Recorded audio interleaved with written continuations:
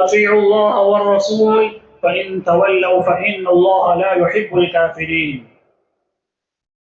معزز سامعین، حمد و ثنا کے بعد سورہ آل عمران کی ایک آیت کریمہ ہم نے آپ کے سامنے پڑھی ہے۔ جیسا کہ آپ کو معلوم ہے کہ یہ ربیع الاول کا مہینہ ہے، اور اسی مہینے میں اللہ کے رسول صلی اللہ علیہ وسلم کی ولادت بسعادت نصیب ہوئی، جو کہ ہم میں سے بعض نادان مسلمان غیروں کی نقالی کرتے ہوئے، عیسائیوں کی نقالی کرتے ہوئے،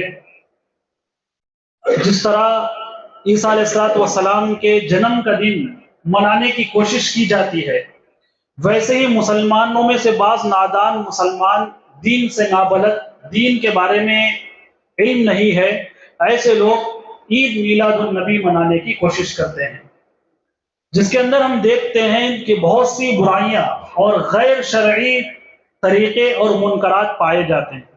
ایک تو اس دن کی ساری نمازوں کا ترک کرنا، دوسری چیز گانا بجانا، ڈانس، ڈی جے، ڈھول تاشے، اسی طرح اللہ کے رسول کی ولادت کے نام پر بدعات و خرافات کو معاشرے میں عام کرنا۔ اور بڑے افسوس کے ساتھ کہنا پڑتا ہے، یہ تمام کام یہ کہہ کر کیے جاتے ہیں کہ یہ دین کا حصہ ہے، اس میں دین کی کوئی اصل ہے، اور یہ تمام کام اللہ کے رسول کی محبت میں کیے جاتے ہیں، جبکہ قرآن کی آیت کیا کہتی ہے؟ حمد و ثنا کے بعد جو آیت کریمہ ہم نے آپ کے سامنے پڑھی ہے سورہ آل عمران کی، اس میں اللہ تعالیٰ کیا کہتے ہیں؟ قل اطیعوا اللہ والرسول، اے نبی آپ کہہ دیجئے اللہ تعالیٰ کا کہنا مانو اور رسول کا کہنا مانو، اللہ کی اطاعت کرو اور رسول کی اطاعت کرو۔ فَإِن تَوَلَّوْا، اگر اللہ اور اس کے رسول کی اطاعت سے کوئی آدمی پھر جاتا ہے، فَإِنَّ اللَّهَ لَا يُحِبُّ الْكَافِرِينَ، اللہ کافروں سے محبت نہیں کرتا، اللہ کافروں کو پسند نہیں کرتا، اللہ کافروں کو نہیں چاہتا۔ اللہ کی محبت چاہیے تو چاہیے کہ انسان اللہ کے ساتھ ساتھ اس کے رسول کا کہنا مانے، اس کے رسول کی اطاعت کرے۔ اور ایک فطری تقاضا ہے، شاعر کہتا ہے کہ لو کان حبک صادقا لاطعته ان المحب لمن يحب مطیع، کہ انسان جس کو پسند کرتا ہے، جسے چاہتا ہے، جسے محبت کرتا ہے، اس کی ہر بات کو مانتا ہے، ہر بات کو تسلیم کرتا ہے۔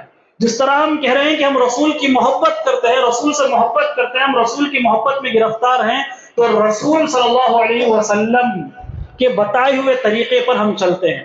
یہ طریقہ جو ڈھول تاشے بجانا، ڈی جے بجانا اور ڈانس کرنا، اور اس میں خاص طور پر ہماری نوجوان نسل کو شامل کر لینا، کالج کے پڑھے ہوئے لکھے کیا جانتے ہیں؟ انگریزی جانتے ہیں، ان کو سمجھانا کہ یہ دین کا حصہ، اس میں ڈانس کرو، اس میں اللہ کے رسول کی ولادت ہم منا رہے ہیں، بہت بڑا جشن ہم منا رہے ہیں، بہت بڑا عید کا دن ہے، یہ کہہ کر انہیں گمراہ کرنا، یہ اللہ کے رسول کی اطاعت نہیں۔ جو انسان رسول کی اطاعت کرتا ہے، رسول کا کہنا مانتا ہے، رسول کی مخالفت نہیں کرتا۔ اسی طرح اللہ تعالیٰ نے سورہ نساء میں بیان فرمایا، مَن یُطِعِ الرَّسُولَ فَقَدْ أَطَاعَ اللَّهَ، جو انسان رسول کی اطاعت کرتا ہے، غور کیجئے ترجمے پہ، مَن یُطِعِ الرَّسُولَ، جو رسول کی اطاعت کرتا ہے، فَقَدْ أَطَاعَ اللَّهَ، گویا وہ اللہ کی اطاعت کر رہا ہے۔ اس آیت کے اندر اللہ تعالیٰ اللہ کے رسول کی اطاعت کو اپنی اطاعت سے جوڑ کر دیکھا۔ اپنی اطاعت یعنی اللہ کے رسول کی اطاعت کوئی آدمی کرا، گویا وہ انڈائریکٹ اللہ کا کہنا بھی مان رہا ہے۔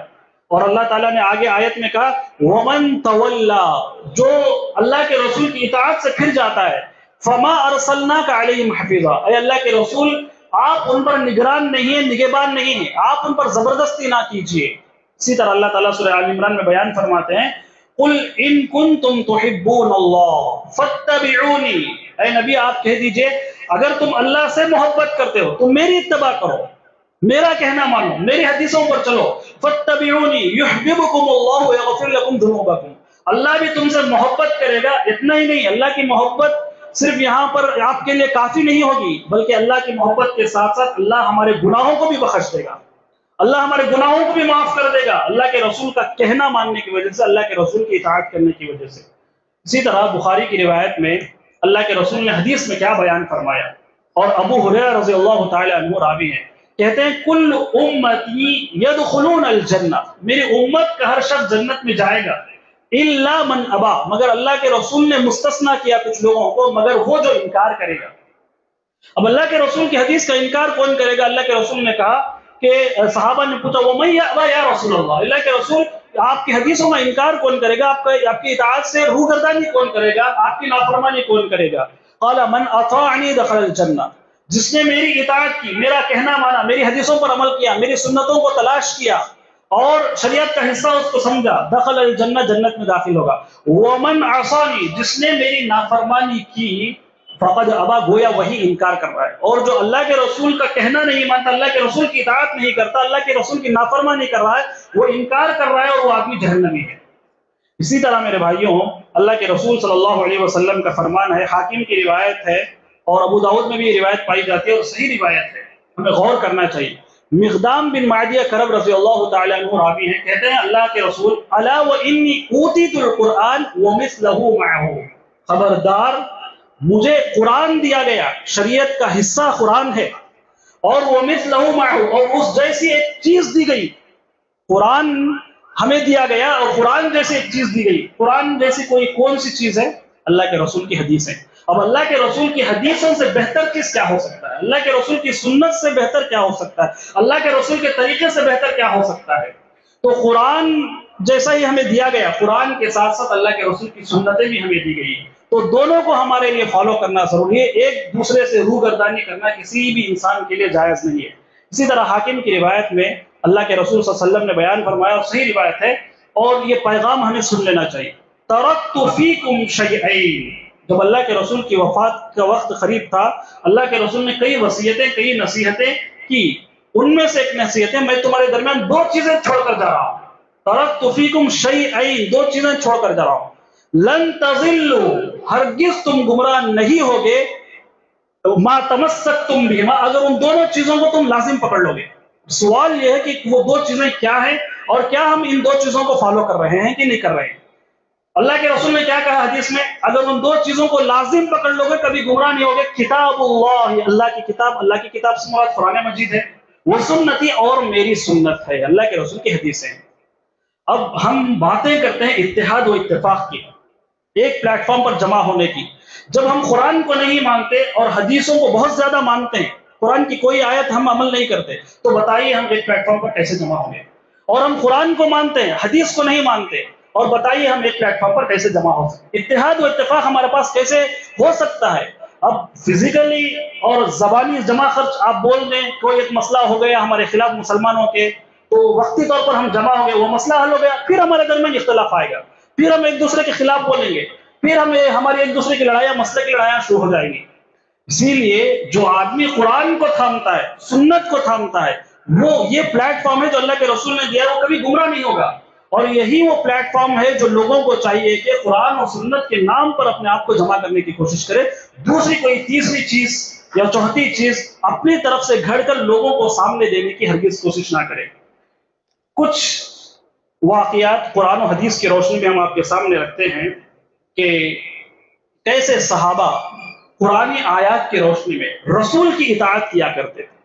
سب سے پہلی آیت سورہ انفال کی ہے، آیت نمبر 24 ہے، جس میں اللہ تعالیٰ نے بیان فرمایا، یا ایھا الذین آمنوا استجیبوا، اے ایمان والو، جب اللہ اور اس کے رسول تمہیں بلائے، دعوت دے، للہ وللرسول، اللہ اور اس کے رسول کا جواب دو، اذا دعاکم، جب تمہیں وہ بلائے، لما یحییکم، اور یہ رسول کا تمہارے لیے بلانا، قرآن کا تمہارے لیے بلانا، یہ تمہاری زندگی کو جلا بخشتا ہے، تمہارے دل کو زندہ کرتا ہے۔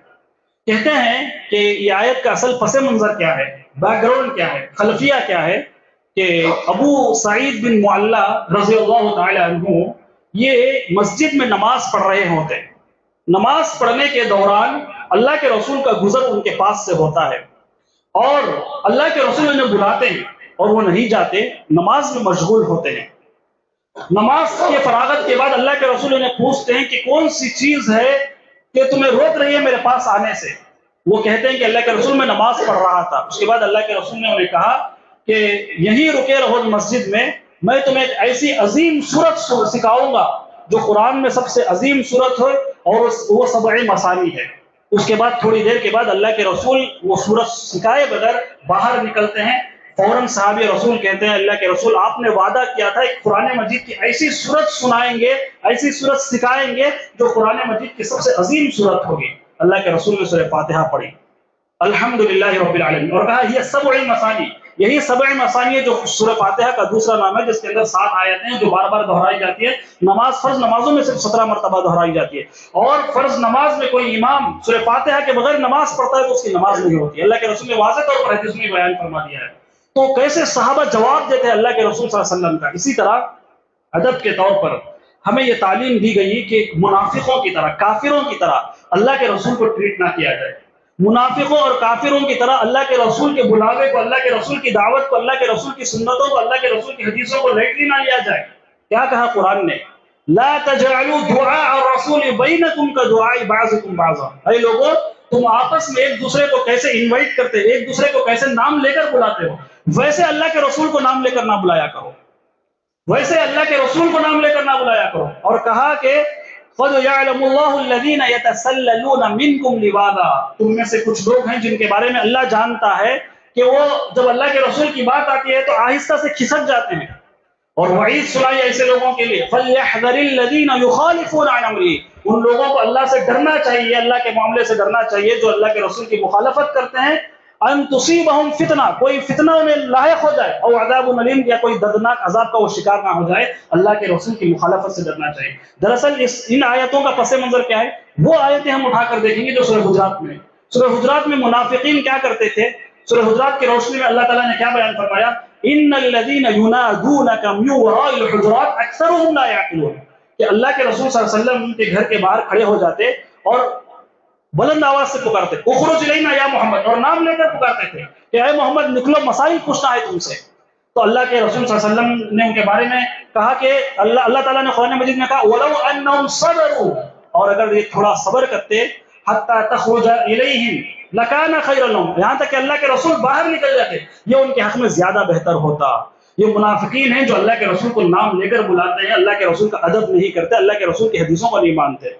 اسی طرح میرے بھائیوں، اللہ تعالیٰ نے سورہ احزاب میں کتنی بہترین بات بیان فرمائی کہ رسول ہماری زندگی میں ہر اعتبار سے، وہ کسی بھی طریقے سے کیوں نہ ہو، ہر نقشے پر، ہر قدم پر ہمارے لیے اسوہ و نمونہ ہے۔ قرآن مجید نے بیان فرمایا وَمَا كَانَ لِمُؤْمِنٍ وَلَا مُؤْمِنَةٍ، کسی بھی مومن مرد کے لیے اور نہ کسی مومن عورت کے لیے، اِذَا قَضَى اللَّهُ وَرَسُولُهُ أَمْرًا أَن يَكُونَ لَهُمُ الْخِيَرَةُ مِنْ أَمْرِهِمْ، کہ اللہ کوئی فیصلہ سنا دے ان کے بارے میں، رسول کوئی فیصلہ سنا دے ان کی نجی زندگی میں، ان کی پروفیشنل لائف میں، ان کی پرسنل لائف میں کوئی فیصلہ سنا دے، اور اس کی مخالفت کرنا کسی مومن مرد کے لیے جو اللہ پر ایمان رکھتا ہے، جو رسول پر ایمان رکھتا ہے، ان کے لیے جائز نہیں۔ وَمَن يَعْصِ اللَّهَ، اور جو رسول کی نافرمانی کرتا ہے، فَقَدْ ضَلَّ ضَلَالًا مُبِينًا، ایسا آدمی بڑی گمراہی میں موجود ہے۔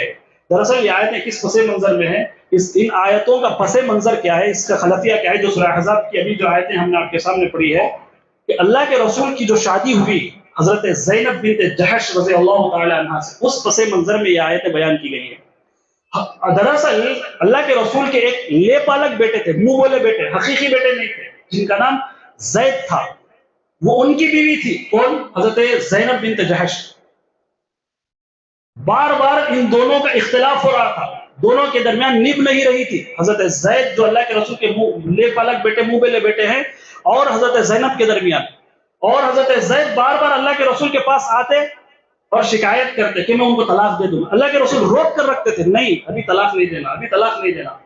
لیکن بعد میں یہ ہوا کہ آسمان سے حکم نازل ہوا، اللہ تعالیٰ نے یہ تمام آیتیں سورہ احزاب میں ہیں، اللہ تعالیٰ نے سورہ احزاب میں آیتیں نازل کی کہ آپ انہیں حکم دے دیجئے کہ انہیں طلاق دے دے، اور آپ شادی کر لیجئے زینب بنت جحش۔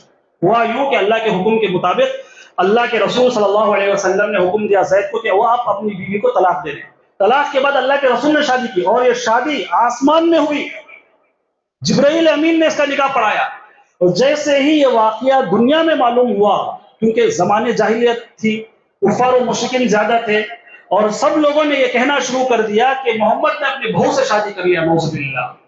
جبکہ یاد رکھیے ہمارے معاشرے میں آج بھی جو 1400 سال پہلے کی جو برائی تھی آج بھی ہے۔ آج کسی کو اولاد نہیں ہوتی، وہ کسی کو لے کر پالتا ہے، اڈاپٹ کر لیتا ہے، تو ساری جائیداد اس کے نام پہ کر دیتا ہے، اور لے پالک بیٹا کبھی بھی وہ اس وراثت کا حقدار نہیں ہوتا، شرعی اعتبار سے اس میں کوئی حصہ نہیں ہے۔ لیکن آج لوگ باقاعدہ اس کے نام پر پراپرٹی کرتے ہیں، اور دوسروں کا حق مارتے ہیں، جائز نہیں ہے۔ اور یہ واقعہ وہی سکھاتا ہے ہمیں کہ اللہ کے رسول نے لے کر پالا، لے کر پالنے کی وجہ سے ان کے نام کے آگے زید بن محمد نہیں لگے گا، زید کے جو حقیقی باپ ہے انہی کا نام لگے گا، اور اللہ کے رسول کی پراپرٹی میں زید کو حصہ بھی نہیں ملے گا۔ اور یہ شادی بھی اللہ تعالیٰ نے یہ بتلانے کے لیے زمانے کو کیا، دنیا والوں کو، کہ یاد رکھو جس طرح لے پالک بیٹے کو لے کر پال لیتے ہیں، اس کی بیوی، اس کی بہو اور اس کے اوپر حرام نہیں ہوتی۔ اور حضرت زینب کا شمار امہات المؤمنین میں ہوا، اور یہی وجہ ہے کہ یہ سورہ احزاب کی درمیانی آیتوں اور درمیانی کا قصہ ہم بیان کر رہے ہیں۔ سورہ احزاب کی ابتدائی آیتوں میں کیا ہے؟ ابتدائی آیتوں میں یہی قصہ ہے جس کی طرف اللہ نے اشارہ کیا، ادعوہم لآبائہم هو اقسط عند اللہ، کہ لوگوں کو جب بلایا کرو ان کے باپ کی طرف نسبت دے کر پکارا کرو۔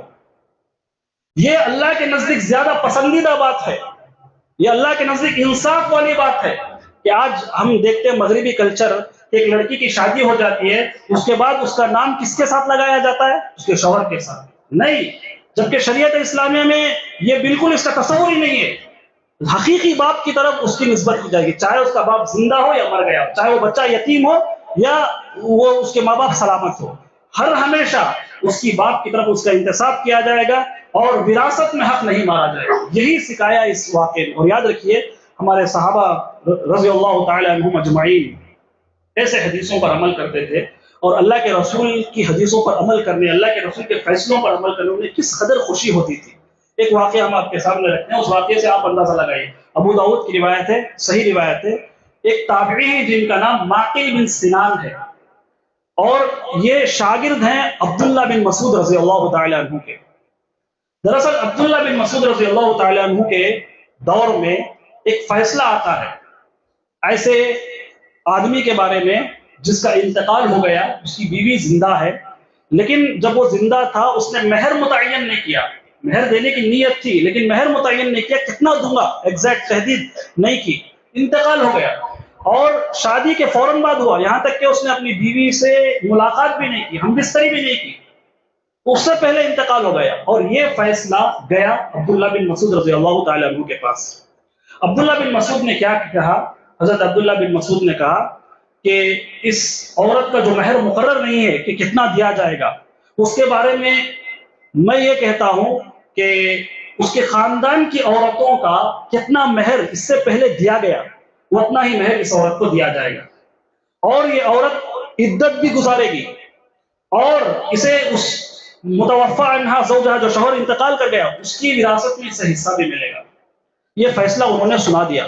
وہاں ایک صحابی تھے کھڑے ہوئے، ایک عورت کا نام انہوں نے لیا، کہا کہ ہمارے قبیلے کی ایک عورت ہے جس کا نام بیروع بنت واشق ہے، جو فیصلہ آپ نے سنایا عبداللہ بن مسعود، ہو بہو اللہ کے رسول کے دور میں سیم کیس ایسا آیا، اور ویسا ہی فیصلہ جو آپ نے کیا ہے اللہ کے رسول نے بھی ویسے ہی فیصلہ کیا۔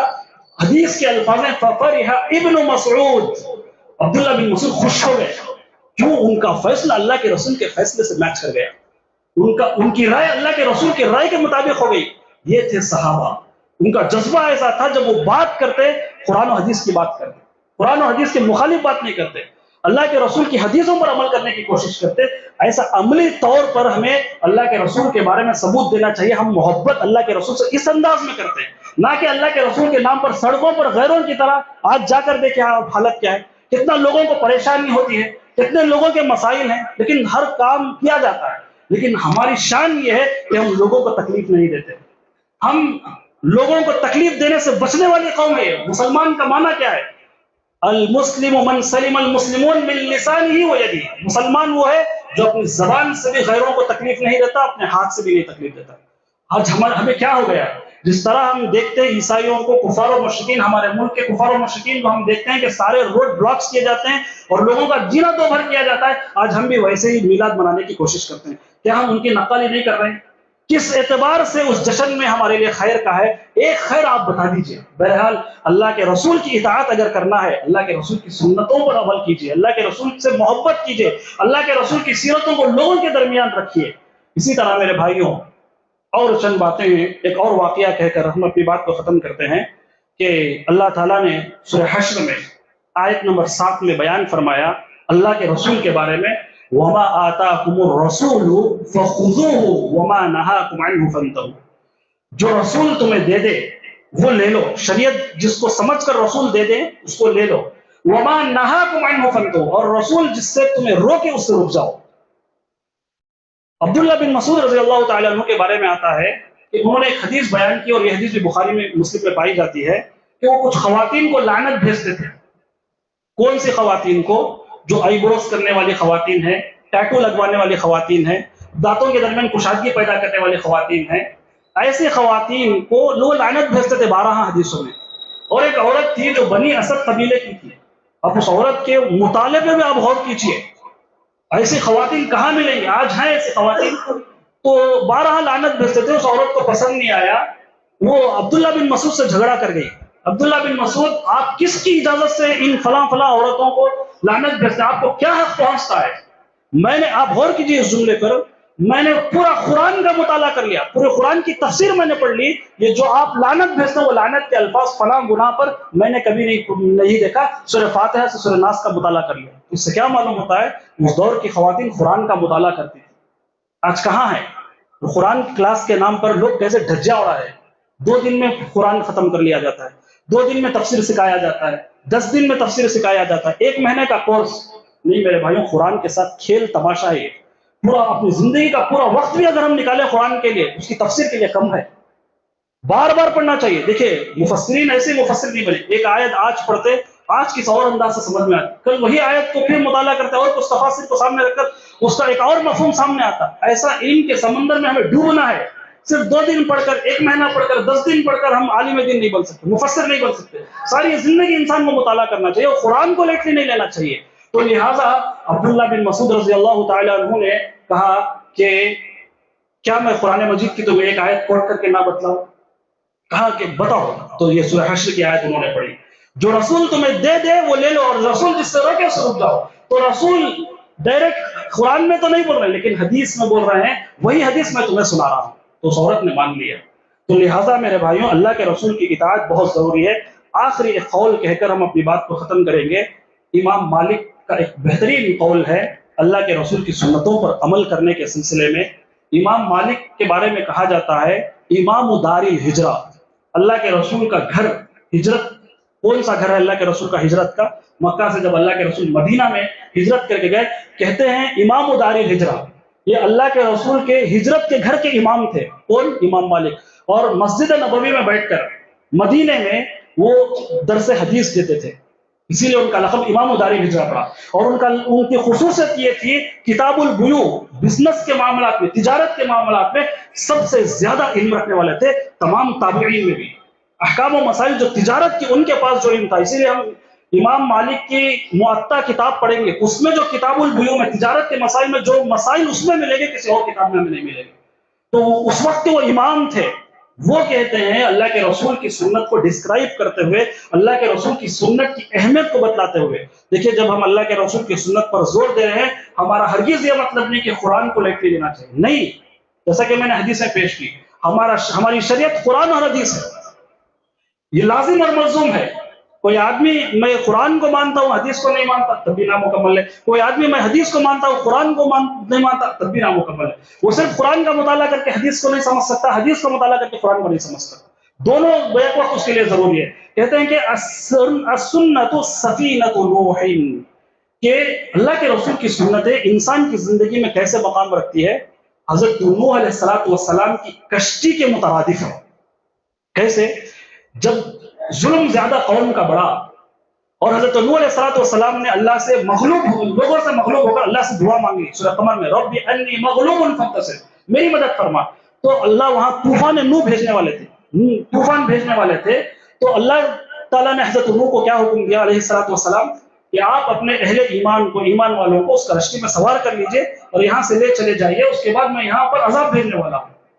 तो जो लोग उसमें सवार हो गए वो तूफान का शिकार नहीं हुए, बच गए। जो लोग सवार नहीं हुए, खुद उनका बेटा सवार नहीं हुआ, वो तूफान नूह में गर्क हो गए। तो इमाम मालिक इस वाक़े को सामने रखकर सुन्नत की अहमियत को इस तरह समझाते हैं। देखिए इसीलिए आइम्मा बड़े अहम होते हैं, उनकी तशरीहात बड़ी अहम होती है। इस वाक़े को सामने रखकर समझाते हैं कि अल्लाह के रसूल की सुन्नतें, अल्लाह के रसूल की हदीसें कश्ती नूह के मुतरादिफ है। फमन रकीबहा, जो उसमें सवार हो गया فقد نجا وہ بچ گیا، ومن تخلف اور جو اس سے پیچھے رہ گیا فقد غرق وہ ڈوب گیا۔ ویسے ہی جو آدمی اللہ کے رسول کی اطاعت کرتا ہے، اللہ کے رسول کا کہنا مانتا ہے، وہ آدمی کامیاب ہو گیا، کامیابی کا ضامن ہے۔ اللہ کے رسول کی اطاعت کرنا، اللہ کی اطاعت کرنا۔ جو یہ کہتا ہے میں اللہ کے رسول کو نہیں مانتا، وہ آدمی گمراہ ہو جائے گا، وہ آدمی جہنم میں چلا جائے گا۔ بہرحال انہی چند باتوں پر ہم اپنی بات کو ختم کرنے کی کوشش کرتے ہیں۔ اللہ تعالی ہمارے نوجوانوں کو عقل سلیم عطا کرے، ان جیسی حرکتوں سے بچنے کی توفیق عطا فرمائے۔ آمین۔ وآخر دعوانا الحمد للہ رب العالمین۔